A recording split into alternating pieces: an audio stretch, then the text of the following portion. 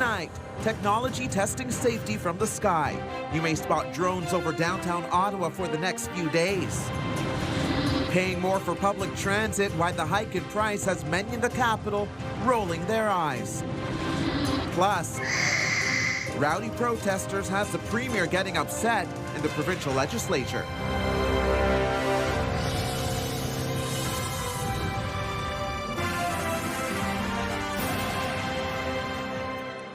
Good evening. You may hear a faint buzz over downtown Ottawa this week. A drone detection exercise is underway for the sake of public safety. The testing of cutting-edge devices is happening around Kent, Queens, Sparks and Wellington Streets. CTV's Austin Lee has more. As drone technology evolves, so too do threats to public safety. The ability for drones to drop explosives or fly into something and explode is obviously a serious threat around the world. This week, trials are underway in Ottawa's downtown core to detect drones that theoretically could be a threat. The challenge, protecting a 4-block area of the city with office towers varying from 2 to 15 stories. 20 companies putting their tech to the test, with some $1.7 million in prize money up for grabs. I think it's necessary to have an event like this. I mean, I like to think some have been going on that we don't even know about as well. But Ottawa is really a prime target for a lot of things, crime like any other major city, but with visiting dignitaries, a sitting parliament. From locating drones to AI-powered target tracking and destruction.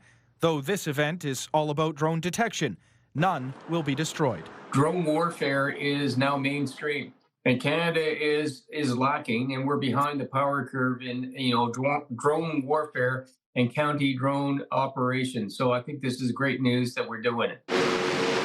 This week's event is part of the Innovation for Defense Excellence and Security program.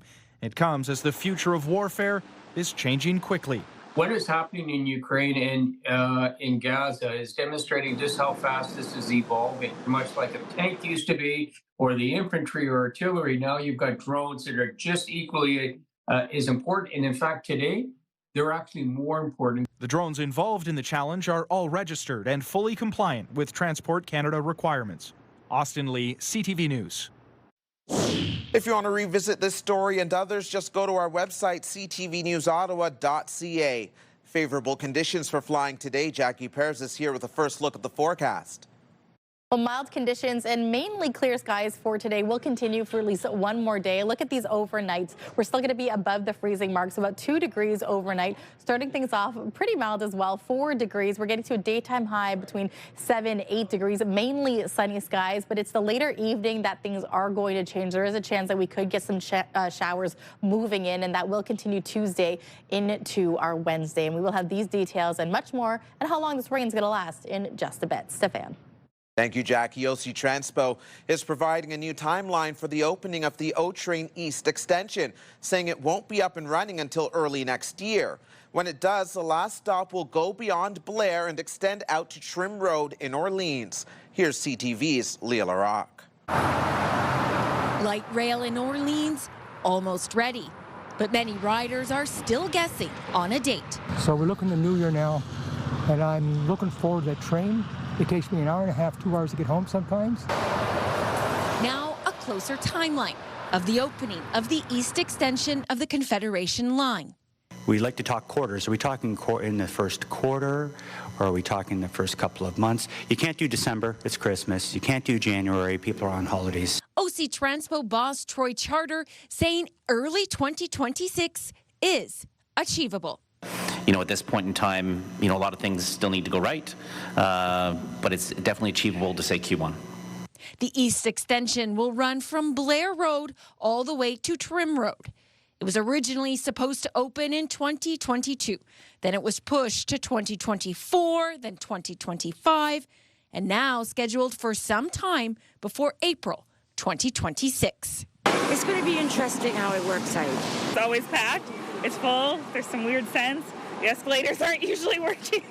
The city is counting on the East End extension opening for potential revenue as part of next year's budget. Also included in the budget is a 2.5% fare increase for transit users. It's just hard to swallow the fare increase with the kind of service that it provides. So they cancel a lot of journeys, especially in the winter. We are freezing in the station. Ridership did get a bump this fall with more people using transit in September and October. But ridership is still only at 80% of pre-pandemic levels. 0 to 10, say solid 4. Why? Delays, the fares going up. You know, I don't want to use the word happy, but I'm happy that we've been able to sustain the level of service we've had, given the challenges that we faced. But I recognize that we need to show improvement, and that's something that you're all expecting, and it's something our customers are expecting to see as well, and we're committed to that. Leah LaRocque, CTV News. At the provincial legislature today, a highly criticized piece of housing legislation was passed despite vocal opposition. Some are concerned the new law could make evictions easier, taking away rights from tenants. CTV Siobhan Morris has more. An eruption of anger inside the Ontario legislature, with screams raining down on politicians from the galleries above as they voted on Bill 60, legislation that includes controversial changes for renters. You're putting people on the streets! From his seat, the Premier yelled back for that demonstrator to get a job. It's totally unbecoming of the office of the Premier. The man on the receiving end agrees. Doug Ford hasn't had to go looking for a job in a while. He has no clue the difficulties that people are facing. The legislature in such a state of chaos, security ordered the public out on a bill that skipped committee hearings. People's voices do need to be heard. Worried more renters will lose their homes. Well, I heard it in the House today for sure, but I don't agree with it because we're creating balance in the landlord-tenant system. The bill shortens the grace period for a tenant who missed rent before they can be evicted. We're talking about big property managers who are getting rich off of these schemes, and they're the ones who are going to profit. But small-scale landlords insist they need help. I've had landlords call me crying because of a tenant that has not only did not pay rent for months and knows how to avoid the eviction, they also damaged the property. Opposition parties say this bill does nothing to solve serious problems between landlords and tenants. All it does is it points the finger at every single renter and tenant, of whom the vast majority are acting in good faith. Frustration and fear that exploded into the open. I understand why people are upset, because they're desperate, because they can't afford to live in Doug Ford's Ontario. Bill 60 also eliminates extra building requirements, like for green roofs in Toronto, and makes it simpler to build homes near transit hubs. At Queen's Park, Siobhan Morris, CTV News. Ontario Provincial Police now say that a collision ahead of the weekend was a fatal one. It happened Friday afternoon on Bank Street in the township of South Dundas. Police say an 83-year-old woman from Morrisburg that was in one of the vehicles died after being taken to hospital. The crash was between a car and tractor-trailer. The investigation is ongoing. In the meantime, Ottawa Police are looking for witnesses to a road rage incident in Canada last month. Officers were called to the area of Terry Fox Drive and Winchester Road around 4:30 p.m. on October 19th. Police say the altercation led to an assault. Any witnesses who have not already spoken to investigators are asked to contact Ottawa Police. And police are looking for help identifying a suspect allegedly involved in an assault last Friday at a home on Burnside Avenue. Police say the suspect arranged a meeting through an online dating website and then assaulted and injured the victim. The suspect is described as a black man around 6 feet tall in his early to mid-20s. Police say he was wearing a black winter coat, medical mask, and white sneakers at the time. And 2 people are facing assault charges after a brawl over Pokemon cards. This happened around 7 o'clock this morning at the Barhaven Costco. Officers were called to the store after a fight broke out between several people while they were waiting in line for the high-demand cards. 2 people suffered minor injuries. The holiday season is coming up, and the city and Mothers Against Drunk Driving Ottawa are teaming up to launch Project Red Ribbon. their annual campaign to stop impaired driving. CTV's Josh Morano has more. For Jeff Leckie, the holiday season brings tough memories. She was walking home from the university library one night, about a 15-minute walk. She was 2 minutes away from being safe in her apartment. His daughter Emma was struck and killed by a drunk driver at the University of Toronto in 2018. Leckie says he shares the story to make sure no other family goes through what his did. Very soon after my family went through this tragedy, I reached out to MAD, which was an organization that I'd always admired, and I think they've always tried to get the right message across to the public. At City Hall Monday, the Ottawa chapter of Mothers Against Drunk Driving officially launching Project Red Ribbon, a campaign that honors victims and promotes sober driving through the holidays. We don't want to add any more pictures to that wall. Those pictures are getting smaller and smaller every time we get one of those new walls, and that's not fair. Ottawa Police say so far this year they have laid 733 impaired driving charges, adding that will likely exceed the 837 they had last year. We want the numbers to go down because we will still be there. The sustained effort will be there. You won't escape us. So please, I talk to the Ottawa public. Plan your night. MAD is distributing red ribbons across Ottawa throughout the campaign, a symbol of a driver's commitment to always drive sober and a tribute to the thousands of Canadians killed or injured in impaired driving collisions. We've lost too many people to impaired driving over the years, so let's put an end to it. It's a very, very preventable death. It's a life sentence for those families who have someone killed by an irresponsible, thoughtless, impaired driver. As the campaign begins, Leckie hopes people take a moment to think before they get behind the wheel. The reason we do this is so that other families don't have to go through the loss and the pain that my family has suffered. Project Red Ribbon runs until early January. Josh Morano, CTV News. Pretty cool. Hollywood's in Crown Place, so looking for the big actors. Coming up, Hollywood hotshots filming in the capital region. More on that in just a few minutes. Here's a live look through our Centennial Glass Sky Cam. It is 2 degrees out there right now. And it's time for a closer look at the forecast. Here's Jackie. Well, we'll stay above the freezing mark for overnight lows, staying around 2 degrees, mainly cloudy skies. But then this is going to clear, where we're going to get a lot more sunshine for our Tuesday. And yes, we are getting to a daytime high, about 8-9 degrees. We've got those southerly winds keeping us nice and warm and above seasonal for this time of year. And the above seasonal temperatures really carries throughout Eastern Ontario, including the overnight lows. 2 degrees in Pembroke as well as Brockville, 3 degrees in Kingston. We've got some partly cloudy conditions as well. Clearer skies down by Montreal, freezing mark there, but a little bit cooler in Mont-Tremblant, -2. As we look towards tomorrow's daytime highs, 8-9 degrees for really most of Eastern Ontario, but keep in mind there is a chance that we could see a little bit of rain moving through, and this is going to be later on in the evening. This gives you a closer idea of the conditions. So a little bit of the rain sticking just north of Pembroke. It's closer to Maniwaki area, and then by Tuesday evening, that's when we're going to start to see a little bit more rain down by Kingston, as well as Brockville, Smiths Falls, and it's going to start to pick up, especially into the overnight and Wednesday morning. It's going to be a little bit heavier as well as we get into the late evening for Wednesday. So keep your umbrellas, keep your rain boots and your rain jackets as well for Wednesday. Tuesday, though, you don't need any of this.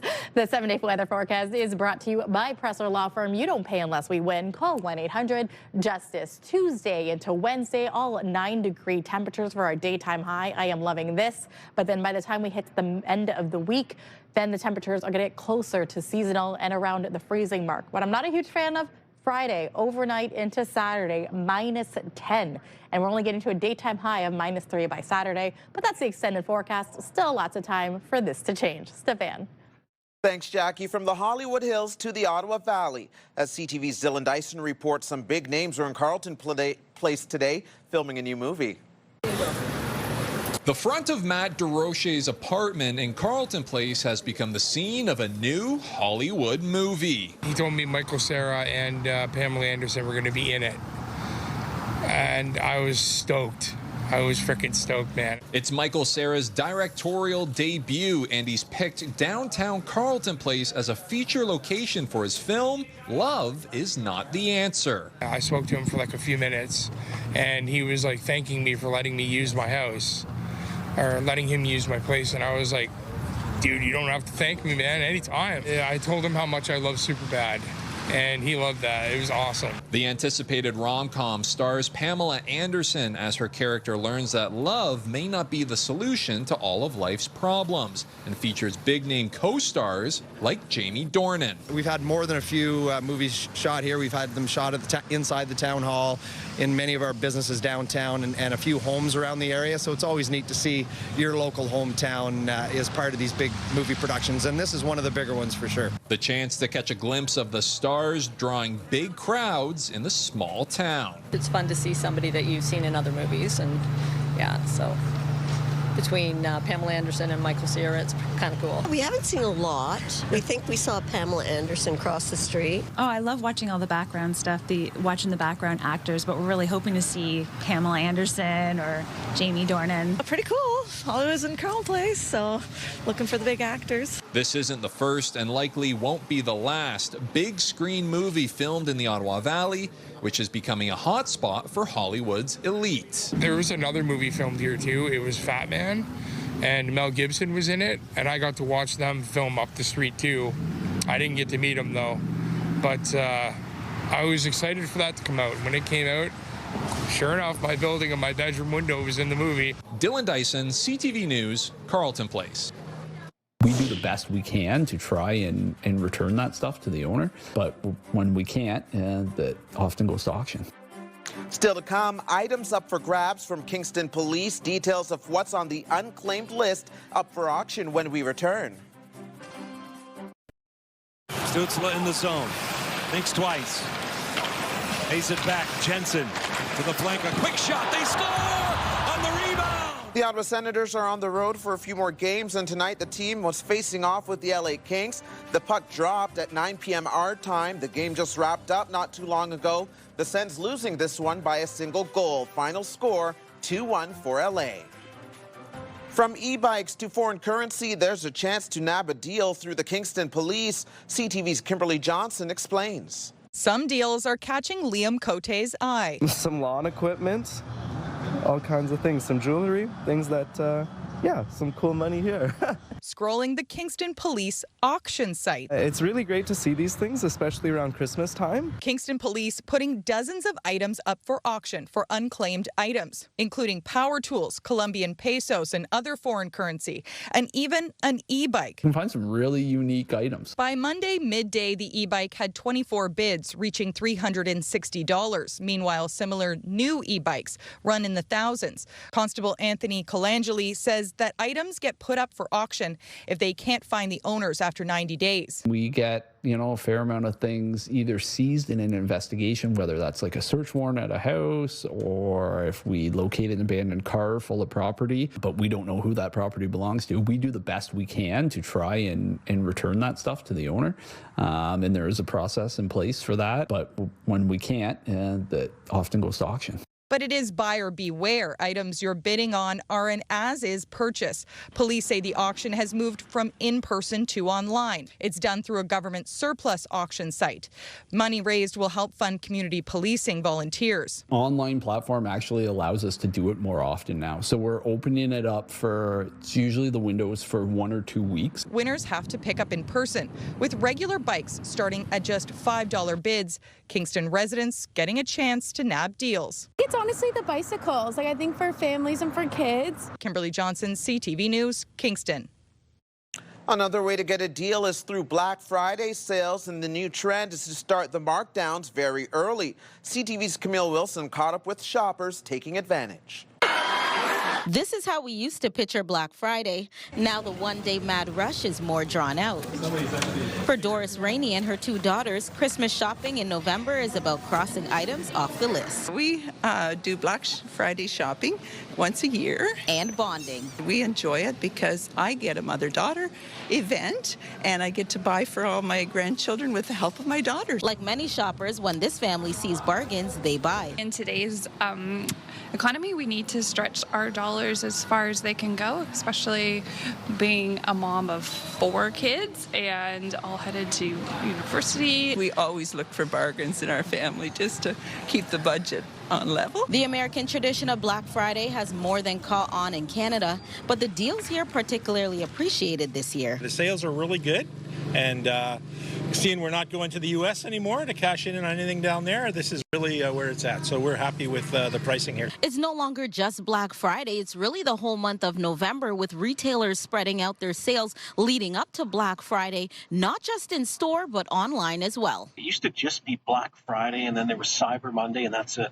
Now it's really the whole month of November. With retailers starting deals earlier to cater to online shoppers, many already taking advantage of the discounts. It's great to come on a Monday or a day where it's not busy and not on the weekend and not the Black Friday kind of rush. So. I also own a retail store, so Black Friday is a busy time for us, so it's nice to get out ahead of it. We do lots of little things, so like maybe buy one, get one sort of thing, or a smaller like socks with the purchase of a pair of pajamas kind of thing, because you can't compete completely with the big box stores. Camille Wilson, CTV News.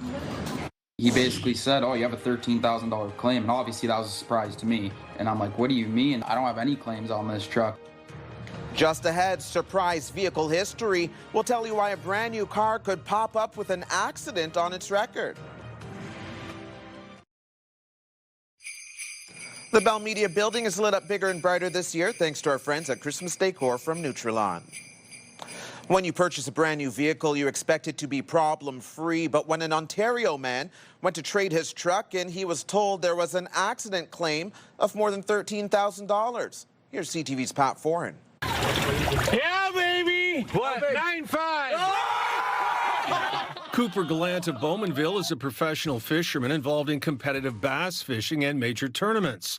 2 years ago, he bought a 2023 Dodge Ram pickup truck that he uses to drive all over North America. Recently, his father, Gary, was helping him trade it in. Because he relies on it to be very reliable, he wanted to trade it in each year and get a new one. Even though Gallant had the truck since it was brand new, he was unaware there was a damage claim on his truck's Carfax reports. He basically said, oh, you have a $13,000 claim, and obviously that was a surprise to me. And I'm like, what do you mean? I don't have any claims on this truck. It appears when the truck was sitting on a dealer's lot, thieves cut off and stole the truck's catalytic converter, which they sell for precious metals inside. To replace it with a new one costs more than $13,000. It also means the truck's trade-in value is less because it has an accident claim against it. I don't want to lose out on $5,000 to $8,000, and I want to be able to get the right dollar for it, what I deserve to get. When Gallant complained to the dealership where he bought it, they said they special ordered the truck and were also unaware of the claim. The Gallants feel replacing the catalytic converter was not an accident and should not affect the truck's resale value. The claim against it should not have anything to do with the value of the trade-in. When CTV News reached out to Carfax, the spokesperson said, given there was no accident-related damage and the stolen part was replaced with an OEM part, it should not be considered an accident damage record. The Carfax now lists no damage or accidents, but under service it does show the catalytic converter was stolen and replaced with an OEM part. That was good enough for Gallant, who can now concentrate on fishing and not worry about the value of his truck when he does trade it in. Big shout out to Pat Foran and CTV News for looking into the problem with my truck. Everything's good, so thank you guys. Appreciate it big time. Pat Foran, CTV News.